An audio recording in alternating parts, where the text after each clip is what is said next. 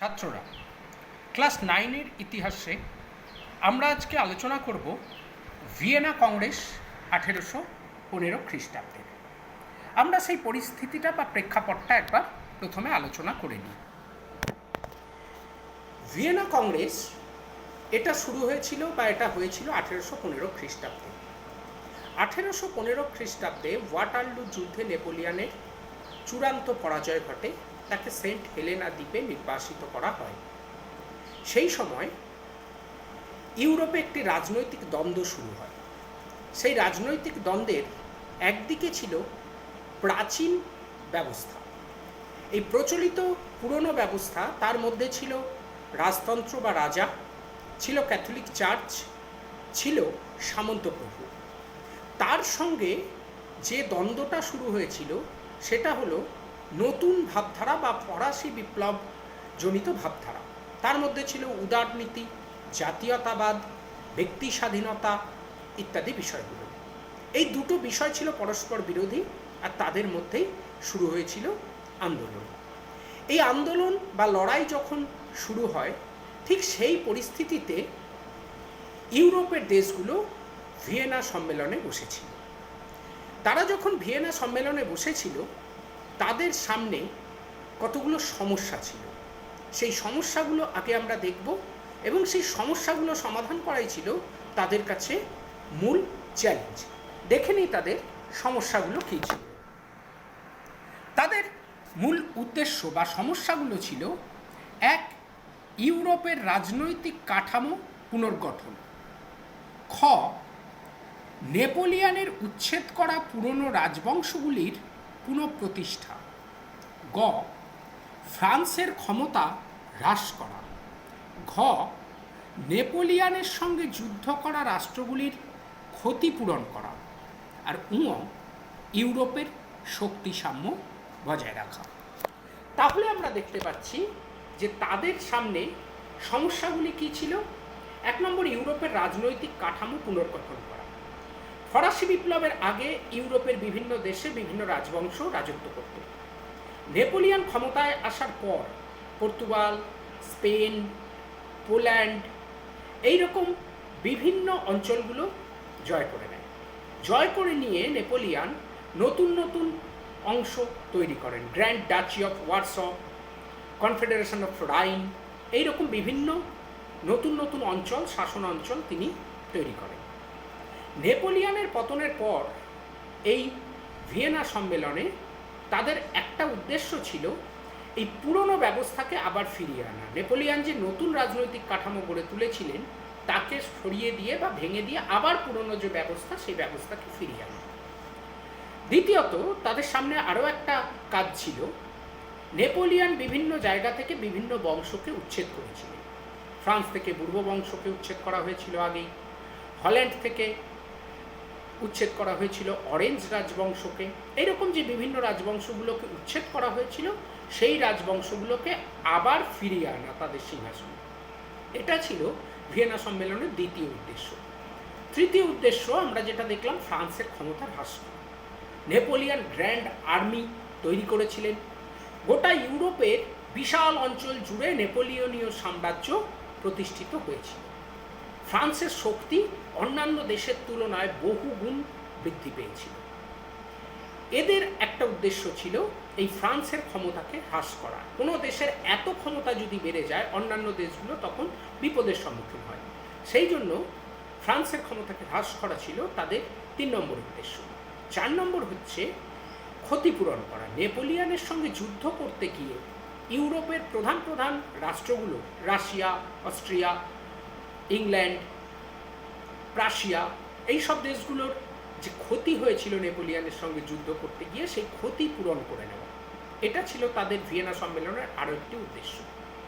আর last উদ্দেশ্য ছিল ইউরোপের শক্তি সাম্য বজায় রাখা, যেটা ওই ফ্রান্সের ক্ষমতা হ্রাস করা বললাম, প্রায় সেইটাই এটা, যে ইউরোপের শক্তি সাম্য, মানে সমস্ত শক্তির মধ্যে একটা সমতা। কোনো দেশের প্রচুর শক্তি বেড়ে যাবে আর কোনো দেশের শক্তি কমে যাবে, এরকম যেন না হয়। ইউরোপের অন্তত বেশিরভাগ দেশের মধ্যে একটা যেন শক্তির সমতা থাকে, এই অবস্থাটাকে বজায় রাখাও ছিল ভিয়েনা সম্মেলনের একটা গুরুত্বপূর্ণ কাজ। এবার দেখে নিই ভিয়েনা সম্মেলনের মূল নীতিগুলো কী ছিল। ভিয়েনা সম্মেলনের মূল নীতি। মূল নীতি হচ্ছে 1. ন্যায্য বা বৈধ অধিকার নীতি, 2. ক্ষতিপূরণ নীতি, 3. শক্তি সাম্য নীতি। এইবার আমরা আলোচনা করব। তাহলে 3টে নীতি দেখলাম, ন্যায্য অধিকার নীতি, ক্ষতিপূরণ নীতি, শক্তি সাম্য নীতি। ন্যায্য অধিকার বা বৈধ অধিকার নীতিতে কি বলা হয়েছিল? বৈধ অধিকার নীতিতে বলা হয়েছিল ফরাসি বিপ্লবের আগের রাজবংশগুলোকে ইউরোপের নিজ নিজ দেশের সিংহাসনে ফিরিয়ে দেওয়া। তাহলে ফরাসি বিপ্লবের আগে বা নেপোলিয়ানের আক্রমণের আগে ইউরোপের যে যে রাজবংশগুলো রাজত্ব করত তাদেরকে আবার সেই দেশের সিংহাসনে বসিয়ে দেওয়া। এই অনুযায়ী হল্যান্ডে ফিরিয়ে দেওয়া হলো অরেঞ্জ রাজবংশকে, ফ্রান্সে বুর্গো রাজবংশকে, সার্ডিনিয়াতে নিয়ে আসা হলো স্যাভয় রাজবংশকে, ইটালিতে পোপের কর্তৃত্ব ফিরিয়ে দেওয়া হলো। এইভাবে ইউরোপে নেপোলিয়ানের যুগের যে অবস্থা, নেপোলিয়ানের যুগের আগের যে অবস্থা ছিল সেই অবস্থাকে ফিরিয়ে দেওয়া হয়েছিল বা ফিরিয়ে দেওয়া ছিল এর একটা মূলনীতি। সেকেন্ড নীতি ক্ষতিপূরণ নীতি। ক্ষতিপূরণ নীতি কি? আমরা ছোট করেই আলোচনা করব ক্ষতিপূরণ নীতিটা। ক্ষতিপূরণ নীতি হচ্ছে যে 4টি বড় শক্তি নেপোলিয়ানের সাম্রাজ্য ভেঙে তা নিজেদের মধ্যে ভাগ করে নেয়। নেপোলিয়ানের সঙ্গে যুদ্ধ করেছিল মূলত 4টি দেশ: ইংল্যান্ড, রাশিয়া, অস্ট্রিয়া, প্রাশিয়া। এই 4টি দেশে নেপোলিয়ানের সঙ্গে যুদ্ধ করতে গিয়ে যে ক্ষয়ক্ষতি হয়েছিল, ক্ষতিপূরণ নীতির মাধ্যমে তারা তা পূরণ করে নেয়। তারা কি করেছিল না, নেপোলিয়ানের সাম্রাজ্য ভেঙে তা নিজেদের মধ্যে ভাগ করে নিয়েছিল। এবার আমরা দেখব লাস্ট নীতি। তাহলে ভিয়েনা সম্মেলনের 3টি নীতি ছিল: ন্যায্য অধিকার নীতি, বৈধ অধিকার নীতি, ন্যায্য অধিকার নীতি বা বৈধ অধিকার নীতি, 2 নম্বর ক্ষতিপূরণ নীতি। আমরা 3 নম্বর নীতিটা দেখছি, শক্তি সাম্য নীতি। মূল কথা, ফ্রান্সের শক্তি কমিয়ে দিয়ে ইউরোপের নিরাপত্তা বজায় রাখা। এইটা হলো এই ভিয়েনা সম্মেলনের মূল নীতি। তাহলে আমরা ভিয়েনা সম্মেলন সম্পর্কে ছোট করে আলোচনা করলাম। ভিয়েনা সম্মেলনের সমস্যাগুলো কী ছিল বা তাদের উদ্দেশ্যগুলো কী ছিল, আর তাদের মূল নীতি 3টি কী ছিল, এই 3টি নীতি বলতে কী বোঝো, এইগুলো ছোট ছোট প্রশ্ন আসতে পারে। ক্ষতিপূরণ নীতি বলতে কী বোঝো, শক্তিসাম্য নীতি বলতে কী বোঝো, ন্যায্য অধিকার নীতি বলতে কী বোঝো, অথবা ভিয়েনা সম্মেলনের মূল উদ্দেশ্য কী ছিল, বা ভিয়েনা সম্মেলনের বিগ 4 কাদের বলা হতো। এইটা একটা গুরুত্বপূর্ণ প্রশ্ন। ভিয়েনা সম্মেলনের বিগ 4 বলা হতো 4টি রাষ্ট্রকে। এই 4টি রাষ্ট্র হল অস্ট্রিয়া, ইংল্যান্ড, রাশিয়া এবং প্রাশিয়া। অস্ট্রিয়া, ইংল্যান্ড, রাশিয়া এবং প্রাশিয়া, এই 4টি দেশ এই ভিয়েনা সম্মেলনের মূল নীতি নির্ধারণ করেছিল। ইউরোপের সমস্ত দেশ যোগ দিয়েছিল, কিন্তু বাকি দেশগুলো তারা খালি শুনেছিল, তাদের মতামত বিশেষ কিছু ছিল না। এই মতামত দিয়েছিল এই 4টি দেশ, যাদেরকে বলা হতো বিগ 4। তাহলে বিগ 4 কাদের বলা হতো, এটা শর্ট প্রশ্ন আসতে পারে, এটা তোরা রেডি করবি। আর ভিয়েনা সম্মেলনের প্রধান ছিলেন চার্লস মেটারনিক, যিনি ছিলেন অস্ট্রিয়ার প্রধানমন্ত্রী বা প্রতিক্রিয়াশীল প্রধানমন্ত্রী।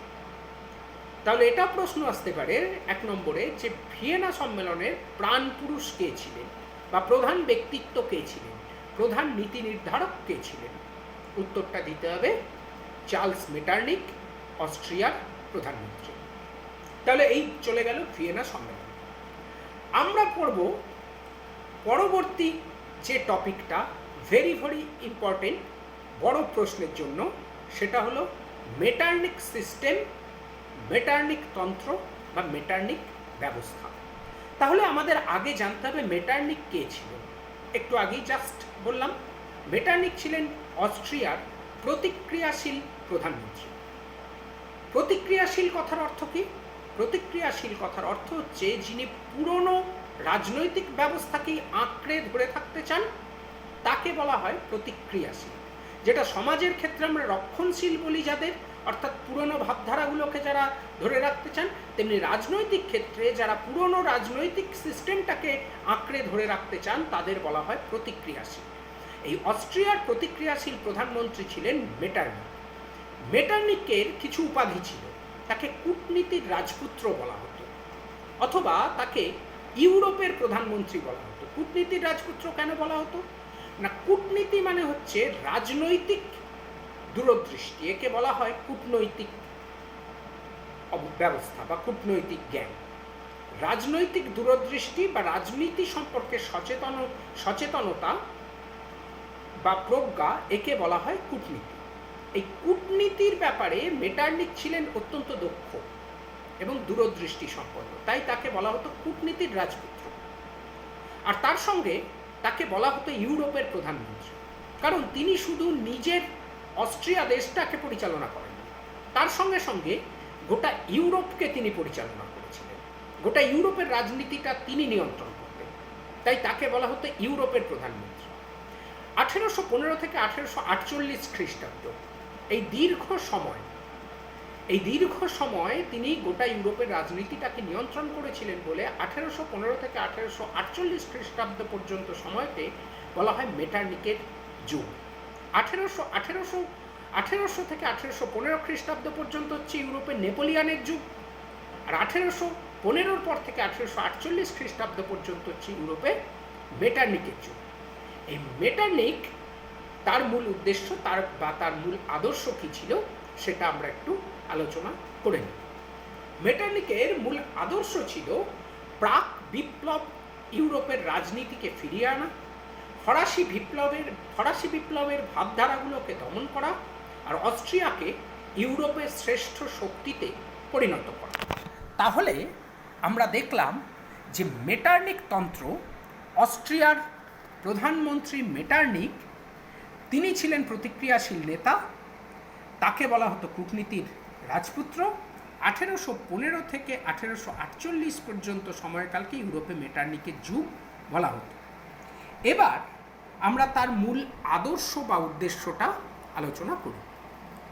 তার মূল আদর্শ বা উদ্দেশ্য হল প্রাক বিপ্লব ইউরোপের রাজনীতি ফিরিয়ে আনা, অর্থাৎ ফরাসি বিপ্লবের আগের যে ইউরোপের সিস্টেম সেটাকে ফিরিয়ে আনা ছিল তার মূল উদ্দেশ্য। তার দ্বিতীয় উদ্দেশ্য ছিল ফরাসি বিপ্লবের ভাবধারাগুলোকে দমন করা। ফরাসি বিপ্লবের ভাবধারা বলতে কি বুঝি? ফরাসি বিপ্লবের ভাবধারা বলতে বুঝি উদারনীতিবাদ, সাম্য, মৈত্রী, গণতন্ত্র, এই যে ব্যবস্থাগুলো, এইগুলোকে দমন করা ছিল তার উদ্দেশ্য।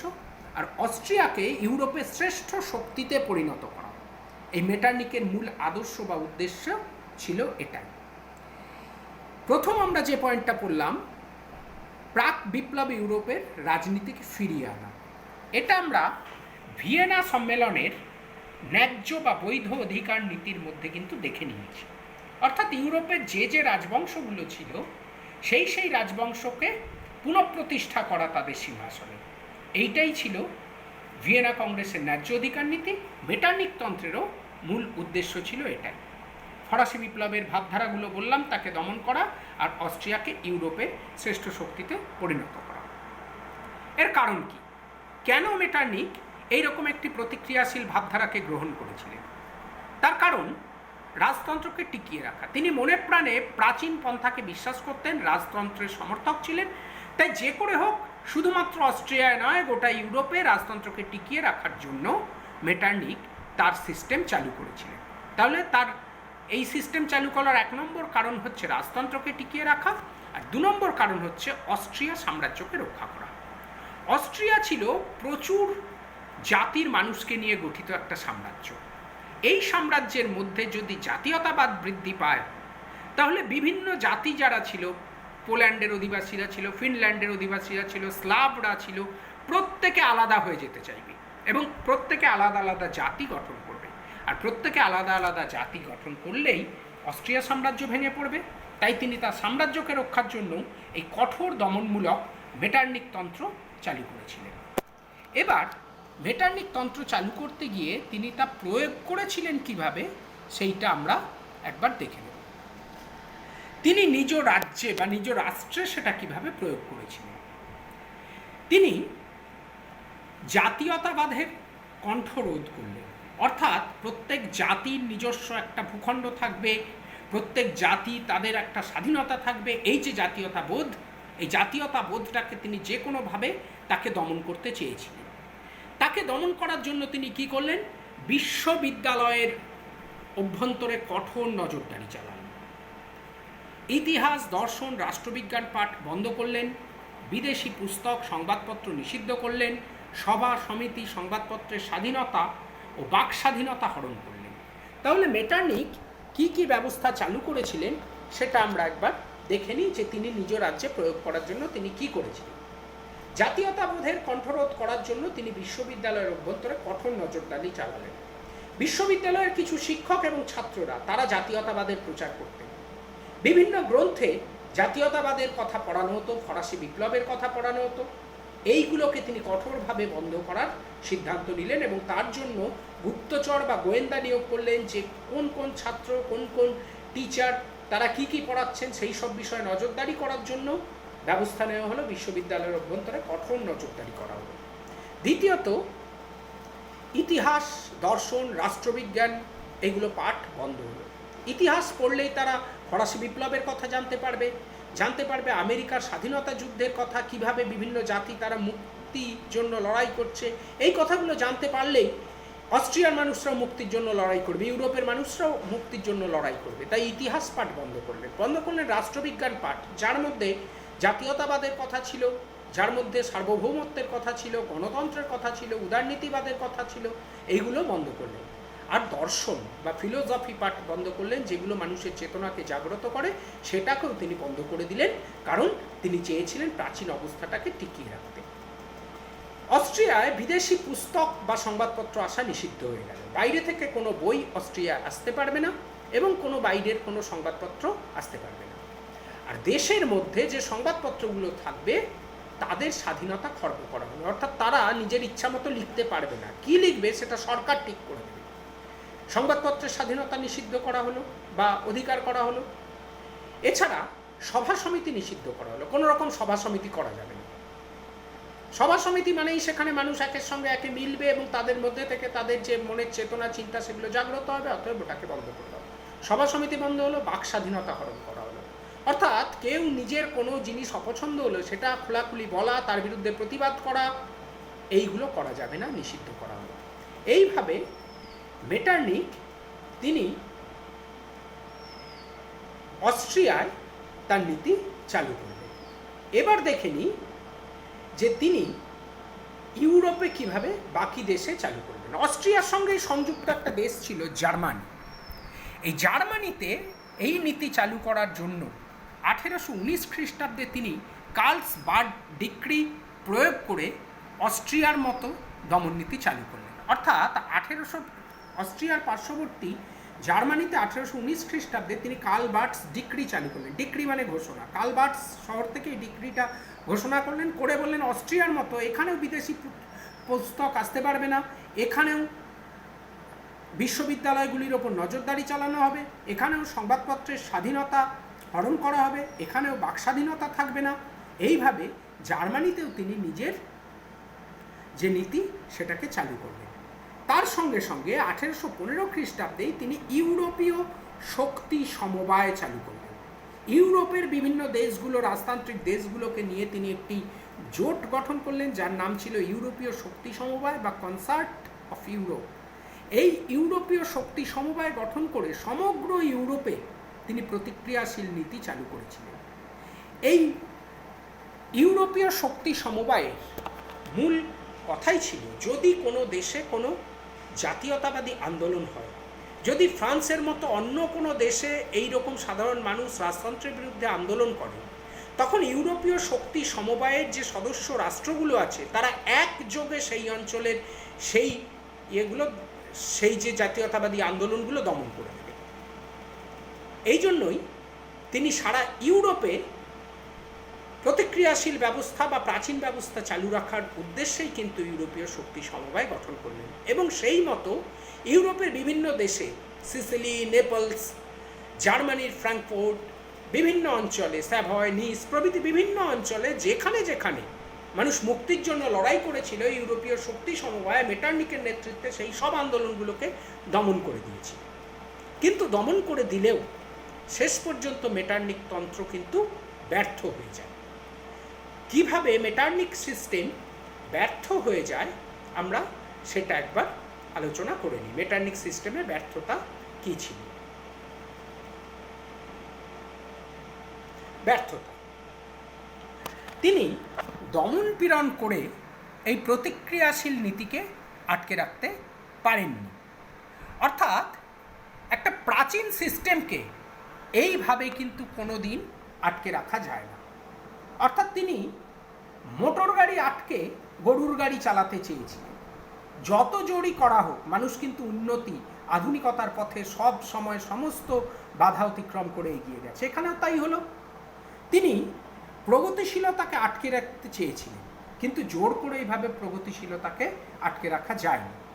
এই সব অমান্য করেই 1830 খ্রিস্টাব্দে জুলাই বিপ্লব হয়েছিল। জুলাই বিপ্লবের সময় ইউরোপের বেশ কিছু দেশে জাতীয়তাবাদী আন্দোলন ছড়িয়ে পড়েছিল। জাতীয়তাবাদী আন্দোলনগুলোকে দমন করা গেলেও মানুষের চেতনার বিকাশ কিন্তু হতেই থাকে। ইউরোপের ইটালি, জার্মানির মতো দেশে রিসার্জিমেন্টোর মতো বা প্যান জার্মানিজমের মতো নতুন নতুন জাতীয়তাবাদী চিন্তাধারা গড়ে উঠতে থাকেই, যেগুলোকে তিনি হাজার চেষ্টা করে গোয়েন্দা লাগিয়ে পুলিশ দিয়ে দমন করেও সেগুলোকে ব্যর্থ করতে পারেননি। এইভাবে দেখা গেল 1848 খ্রিস্টাব্দে ফ্রান্সে যখন ফেব্রুয়ারি বিপ্লব হলো, তখন সেই ফেব্রুয়ারি বিপ্লবের জন্য ফ্রান্সের শাসন ব্যবস্থায় রাজতন্ত্রের ক্ষেত্রে আবার পরিবর্তন ঘটে গেল। তখন সারা ইউরোপের মানুষ যারা এতদিন দমিত হয়েছিল মেটার্নিক তন্ত্রের ফাঁদে পড়ে, তারা সবাই উল্লসিত হয়ে উজ্জীবিত হয়ে তারা আন্দোলন শুরু করল। 1848 ফেব্রুয়ারি বিপ্লব সমস্ত ইউরোপ জুড়েই জাতীয়তাবাদী আন্দোলন শুরু করে দেয়। আর তার ঢেউ লাগে অস্ট্রিয়াতে। এই অস্ট্রিয়ার মানুষও তারা কিন্তু আর বেশি দিন এই প্রাচীন পন্থাকে আঁকড়ে ধরে থাকতে চায়নি। তারা মেটার্নিকের বিরুদ্ধে বা পুরাতন তন্ত্রের বিরুদ্ধে সোচ্চার হয়ে প্রতিবাদে ফেটে পড়ল। মেটার্নিক ভয় পেয়ে গেলেন যে ফ্রান্সের রাজার মতো তাকেও প্রতিক্রিয়াশীলতার জনক হিসাবে মৃত্যুদণ্ড না দিয়ে দেওয়া। 1848 খ্রিস্টাব্দে মেটার্নিক অস্ট্রিয়ার প্রধানমন্ত্রীর পদ সেরে ইংল্যান্ডে পালিয়ে গেলেন। এইভাবে মেটার্নিক তন্ত্রের পতন হলো, জাতীয়তাবাদের জয় হলো সমগ্র ইউরোপে। তাহলে আমরা আজকে দুটো বিষয় আলোচনা করলাম, একটা মেটার্নিক তন্ত্র, আরেকটা হচ্ছে আলোচনা করলাম ভিয়েনা সম্মেলন। এই ভিয়েনা কংগ্রেস এবং মেটার্নিক সিস্টেম, এই দুটো কিন্তু তোরা ভালোভাবে আলোচনা করবি। একবার মূল পয়েন্টগুলো আস্তে আস্তে তোরা চোখ বুলিয়ে নিবি, মূল পয়েন্টগুলো দেখে দেখে তোরা উত্তরটা তৈরি করবি। চারটি নীতি কী ছিল, মেটার্নিক তন্ত্র কী, তার মূল আদর্শ বা উদ্দেশ্য কী ছিল, কারণ কী ছিল, কিভাবে প্রয়োগ করেছিলেন নিজ রাজ্যে, জার্মানিতে কিভাবে প্রয়োগ করেছিলেন, গোটা ইউরোপে ইউরোপীয় শক্তি সমবায় গঠন করে কী করেছিলেন, এবং তার ব্যর্থতা কিভাবে ব্যর্থ হয়েছিল সেইটাও আলোচনা করবি। এইটা কিন্তু মেটার্নিক তন্ত্র, খুব ইম্পর্টেন্ট, তোরা খেয়াল রাখবি।